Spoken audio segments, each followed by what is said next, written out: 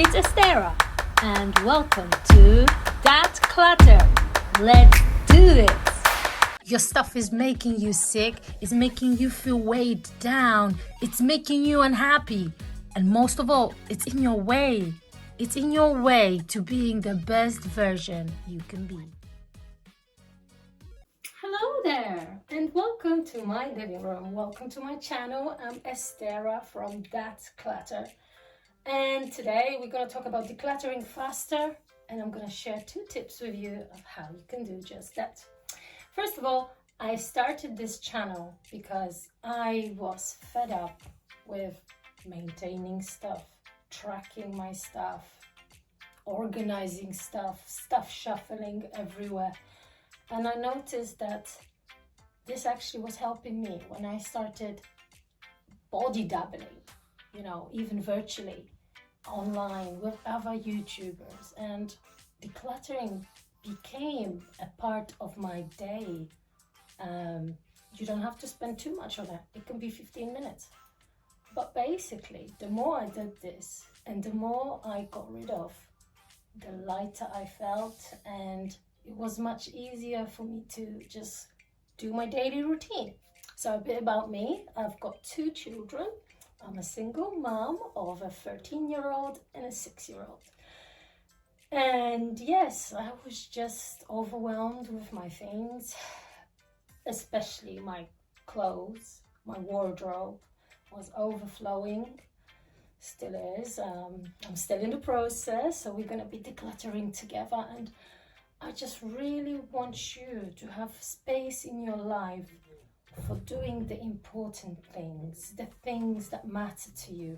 And we usually feel weighed down by our things, but we don't notice we are weighed down until we can actually feel a difference when we actually experience living in a simplified environment. So maybe if you go back to a moment when you went on a short break, holiday, and you entered the hotel room and you relax, immediately you're like, maybe you jump on the bed and just fall back, and you just feel, I don't have to look at things, there is no things.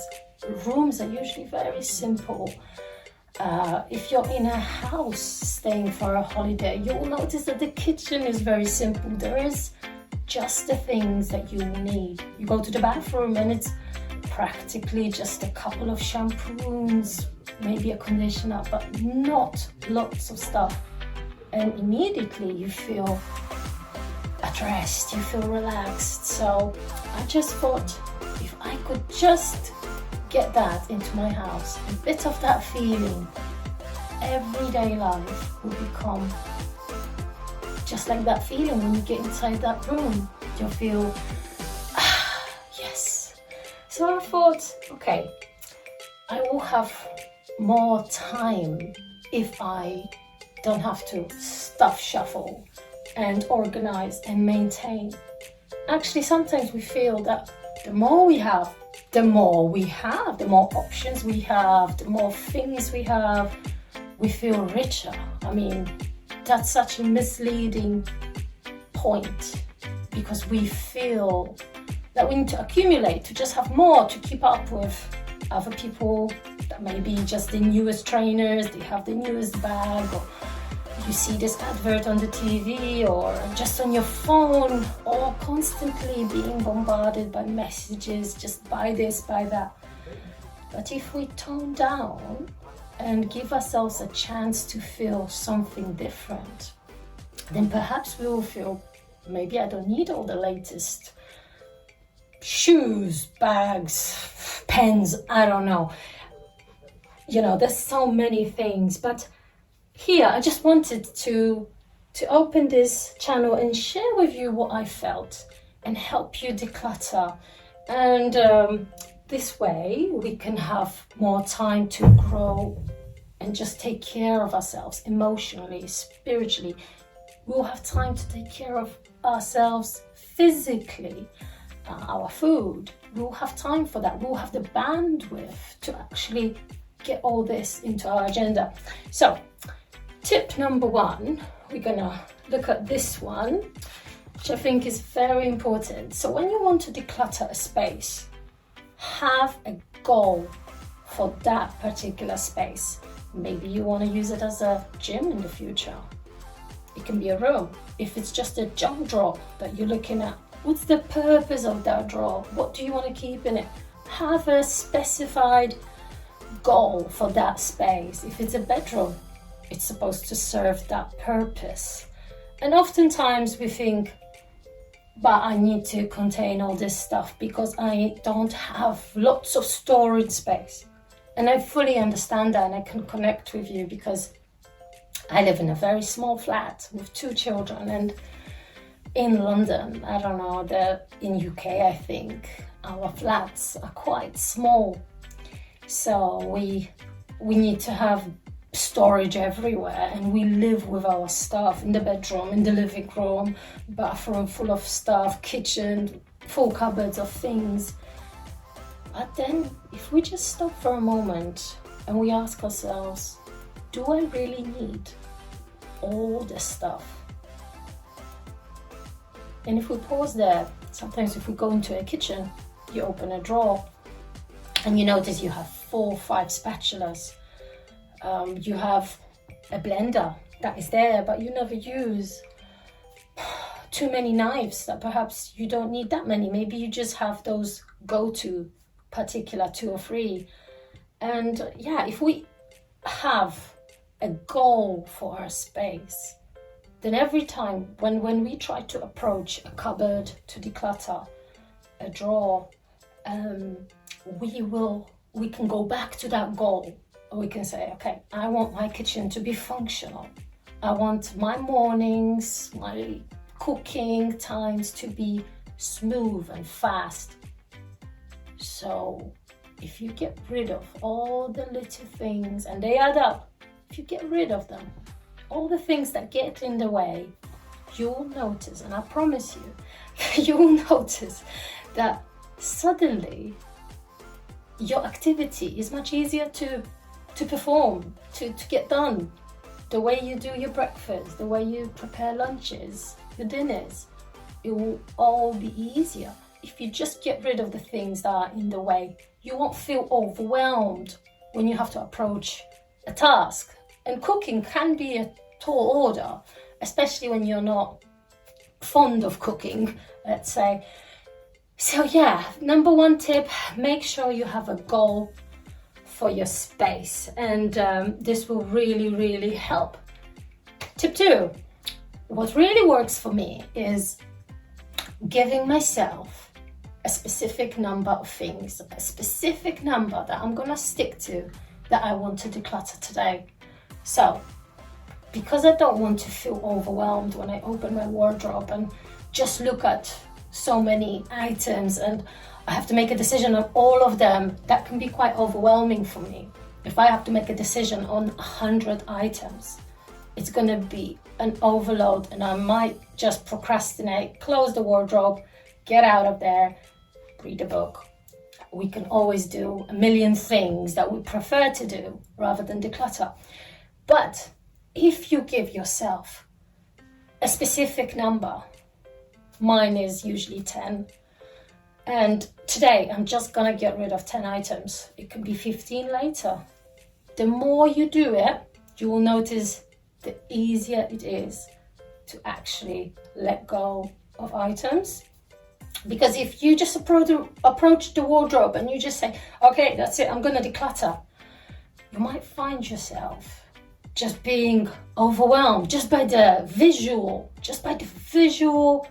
look of your wardrobe. You might just think, well, I can't make a decision on all of them. I want to keep it all. I mean, we all went to the shops at some point and made the decision, and we likely paid money, a lot of money for some items, more than others, and it is usually much harder to get rid of items that we paid much more. But it's very important for us to just ask ourselves, do I actually wear it? Does it fit me? Do I feel good when I put it on? When was the last time that I actually wear it? Why am I keeping it here? And if the answer is no, I didn't wear it for 3 months, 6 months, over a year, then yes, we should just let go of that item. You should always have a bag with you, a black bag. So not a transparent one. I don't recommend a transparent one. And all the decluttering experts on YouTube always say the same thing. So I'm here just echoing that message. Have a black bag, one that you can just put things in, and that's it. It's like a black hole, out of sight, and then you can just add.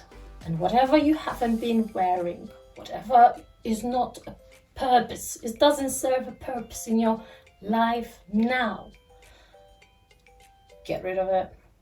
And the more you do that every day, it's a process. You have to remember it's a process. So it won't be like, that's it, today I decide to declutter, I'm going to do everything. It's not going to be like this for most of us. For most of us, it's going to be a process, especially when we're really attached to our clothes. So yes, so hold up an item and just ask yourself, how do I feel about this? Because there's also a thing about toxic clutter, and the messages that those items send to us are usually very negative. So a top that we're keeping for when we lose weight in the future, and most of us women, yeah, we're usually on a diet or something. We all usually want to look a bit thinner, and sometimes we've got clothes that we wore maybe 5-10 years ago, maybe 15 years ago, and we are there thinking, if I get rid of that, that means I've given up on myself. That means I will not stick to my goal. But that's not true, because you can actually reward yourself. If I do lose, I don't know, 5 pounds, a kilo, whatever weight measuring you use, whatever. If you lose a certain size and now you're smaller, go out there, reward yourself. You earned it. Just reward yourself. Get yourself that new dress, new top, whatever makes you happy. But right now, you're holding on to clothes that are basically telling you you're fat, you look bad in this, why don't you ever exercise? Why can't you just get up and do the things that you tell yourself to do? And no, you don't want that.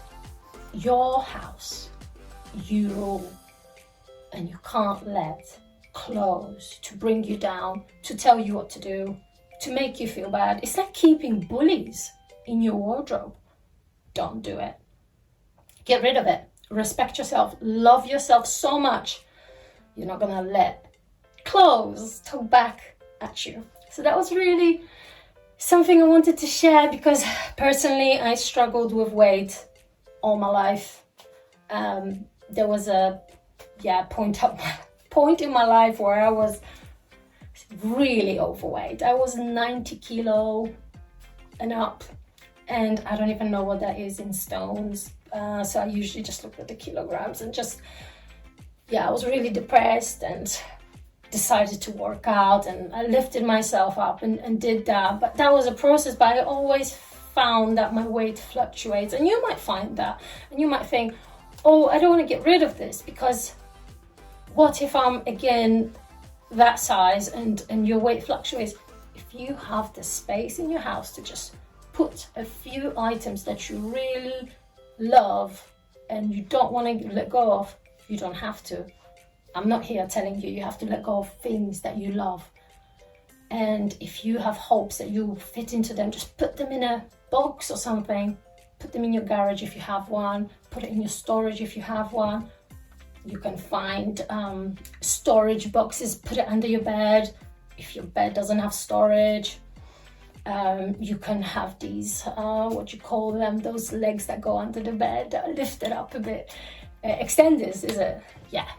So you can do all that, but don't have it there staring back at you every time you open your wardrobe.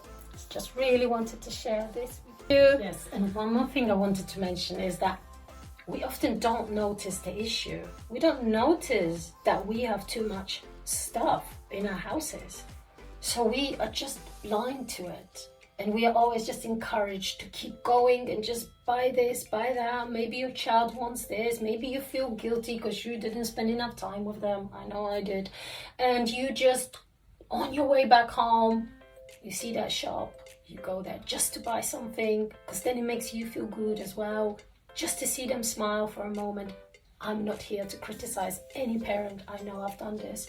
But the point is, often we don't see that we have too much stuff in our houses and that we have it because we just, that's all we know. We wake up, we have so many books, we have all them clothes, and that's just normal to us. But if we notice the issue, if we notice that we all the time feeling like we don't have enough time to pursue our dreams, ideas, spiritually not taking care of ourselves, we're not taking care of ourselves physically, maybe our diet is not really good, and often it's because we are so weighed down by our stuff, but we don't notice the issue, we don't know it because that's all we know, that's how it always has been. That was something I really wanted to add, and I hope you benefit, and please do like and subscribe. This is a new channel, yes, so please support, and I'll see you again in my new video.